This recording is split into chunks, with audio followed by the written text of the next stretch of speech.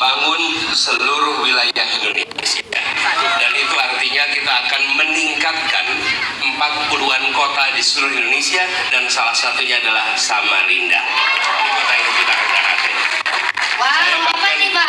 Apa nih? Bahkan ini kita siapkan ini. Waduh. Siap. Samarinda sebagai satu dari 40 kota maju Indonesia. Kita akan berencana membangun transportasi umum untuk di Samarinda, Translingko Sungai Mahakam. Kemudian kita akan mendorong Universitas Mula Warman menjadi pusat riset transisi energi, sehingga di sini adalah pusat energi Indonesia. Kampusnya harus menjadi kampus riset transisi energi. Kemudian tadi pagi saya ke pasar Segiri, insya Allah kita akan revitalisasi pasar Segiri. Kemudian juga bangun kampung tepi Sungai Mahakam. Lalu revitalisasi semua tempat-tempat yang kemarin menjadi lubang tambang. Revitalisasi lubang tambang. Karena ini kemudian berdampak pada banjir, bukan? Nah, lalu kawasan inovasi energi terbarukan, sekaligus juga yang tidak kalah penting adalah Stadion Palaran akan direvitalisasi. Nah, ini juga boleh baca nih, sini. Tadi belum baca yang di sini ya. Oke. Nah. Jadi, teman-teman sekalian, yang hendak kita bangun adalah upgrading kota ini supaya dia bisa menjadi kota yang menggerakkan perekonomian yang ada di Kalimantan Timur. Yang tidak kalah penting untuk kawasan Kalimantan Timur, konektivitas, bagaimana transportasi air dan transportasi darat dibangun sehingga warga di mana saja bisa menjangkau ke Samarinda dengan mudah. Oke? Nah, itu kira-kira jawabnya. Waktunya habis. Luar biasa, kita kasih tepuk tangan dulu dong. Pak, masih semangat ya Pak ya? Semangat terus. Masih semangat. Panas dikit jangan ngaruh lah ya. Atau mau? Enggak ya? Enggak ya. Oke teman-teman, kalau gitu langsung aja kita nggak perlu berlama-lama lagi, kita akan masuk ke segmen 2. Jawab Nis.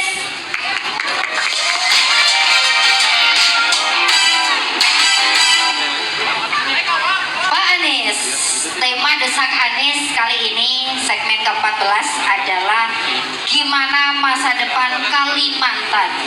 Pak Anies, tentunya semua juga tahu Pak Anies adalah salah satu orang tentunya ya yang tidak ingin melanjutkan pembangunan IKN. Padahal IKN itu adalah yang kita bangga-banggakan. Benar nggak sih teman-teman? Benar nggak sih? Ada yang enggak, ada yang iya. Pak Anies, langsung aja deh kalau gitu. Enggak apa iya? Oke, tar.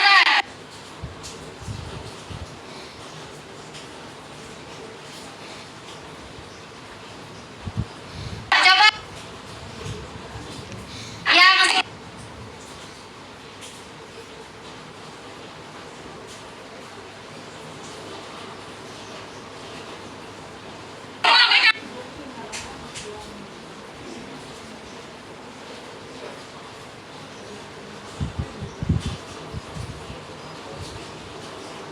ngasih skor. Silakan Pak Anies, 2 menit dari Apa Bapak pertanyaannya berbicara. tadi? Oh iya, pertanyaannya Pak, kan IKN ini kan adalah kebanggaan sebagian orang. Sebagian ya. Yang setuju tepuk tangan, IKN kebanggaan. Oke. Nah, Pak, masa Bapak mau sih Pak? Coba Pak, Bapak ungkapkan di sini Pak ya. Diungkapkan, jangan ajak saya diskusi untuk berdua doang ya Pak ya. Nanti keluarganya makin berdesak lagi. Silakan Pak. Kenapa sih Pak? Jadi hal ini jangan dibahas berdua, ini harus dibahas bersama-sama. Kan? Gini, saya ingin sampaikan bahwa masyarakat di Kalimantan, khususnya juga di Kalimantan Timur, punya masalah-masalah urgen yang harus diselesaikan. Dan masalah-masalah urgen ini harus dibereskan. Jangan kita membangun sesuatu seakan-akan seperti mengalihkan perhatian dari persoalan yang sesungguhnya ada di tempat ini.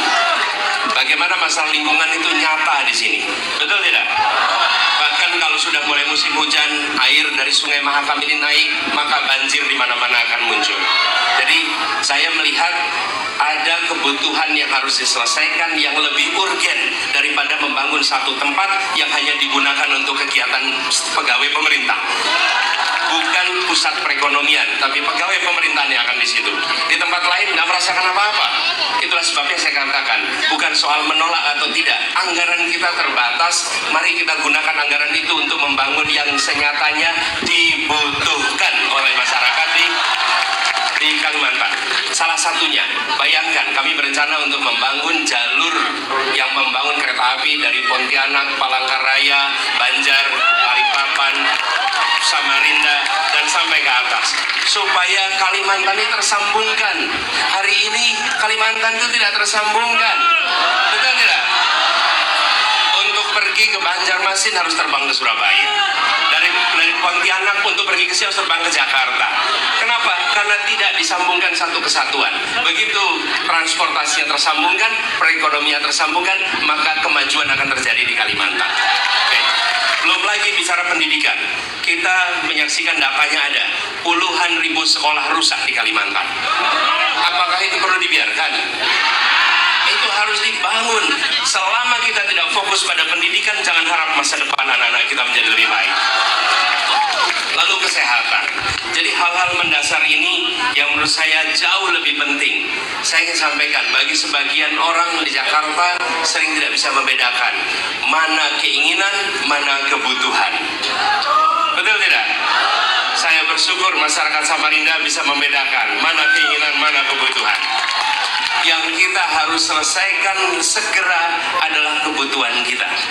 Keinginan kita punya macam-macam, tapi bereskan dulu kebutuhannya. Dan saya percaya bila kebutuhan dasar itu dari mulai pendidikan, kesehatan, mobilitas, transportasi, lingkungan dibereskan, insya Allah Kalimantan akan maju, rakyatnya akan merasakan kesejahteraan. Dan bukan hanya satu lokasi, tapi semua lokasi yang ada di Kalimantan. Tempat ini terlalu kaya untuk penduduknya merasa miskin. Hidup jauh. Oke, kita kasih tepuk tangan dulu dong. Luar biasa. Tapi ngomong-ngomong tentang Samarinda, Pak, kalau kita menghadap ke belakang, dari tadi sudah banyak tongkang-tongkang batu bara yang lewat ya. Waduh, sudah banyak tongkang-tongkang batu bara yang lewat. Pak Anies, Samarinda ini tentunya salah satu yang menopangnya itu adalah energi fosil, salah satunya adalah batu bara, Pak. Tapi Saya dapat pendapatan kopi sambil minum boleh? boleh. Nah, silakan. Pendapatan dari batu bara itu tentunya juga penting ya Pak ya. Tapi Pak masih ada side effect-nya, masih ada efek sampingnya, apalagi di lingkungan ya. Tapi Pak Anies, kalau saya desak Bapak untuk jawab saat ini juga, tapi setelah hirup kopi ya, setelah hirup kopi, menurut Bapak solusi apa yang akan Bapak upayakan agar batu bara ini tetap menghasilkan keuntungan, namun lingkungan tetap terjaga? Satu, tentang batu baranya sendiri, menurut saya harus ada sistem bagi hasil yang lebih adil sehingga masyarakat di sini bisa mendapatkan yang setara. Satu. Kemudian yang kedua, transisi menuju energi yang ramah. Kita tahu bahwa batu bara ini ketika diolah, diproses, dia menghasilkan residu berupa polusi udara. Dan polusi udara itu yang kemudian membuat banyak kawasan menjadi kotor. Dan itu udara yang bisa digeser oleh angin sehingga jadi kena di banyak tempat. Oke, di Jakarta salah satu yang kena dampaknya itu. Nah, transisi menuju energi terbarukan tidak bisa gegabah. Kenapa tidak bisa gegabah? Proses transisinya harus dirancang dengan benar. Karena itu, bila setelah misalnya kami bertugas, maka kami akan ajak bicara pelaku industri pengolahan batu bara untuk duduk bersama menyiapkan roadmap transisi. Transisi itu harus disiapkan. Kenapa? Ketika nanti ada penggunaan energi terbarukan, kita harus memikirkan lapangan pekerjaan bagi mereka yang selama ini kerja di sektor batu bara? Bagaimana dengan supir-supir truknya? Bagaimana dengan pola tongkangnya? Bagaimana dengan orang-orang yang bekerja di sekitar tambang? Tidak bisa kita bilang tutup begitu saja, kemudian mereka hidup dari mana? Transisi itu harus dipikirkan. Bukan hanya soal lingkungannya, mereka yang bekerja di sektor pertambangannya. Yang kedua, pergeseran kepada energi terbarukan itu perlu alternatif pengganti yang perlu waktu. Jadi roadmap-nya disusun dengan benar. Karena itu saya berharap Universitas Mula Warman menjadi salah satu pusat untuk kita berbicara tentang transisi energi terbarukan. Jadi proses perpindahannya itu tidak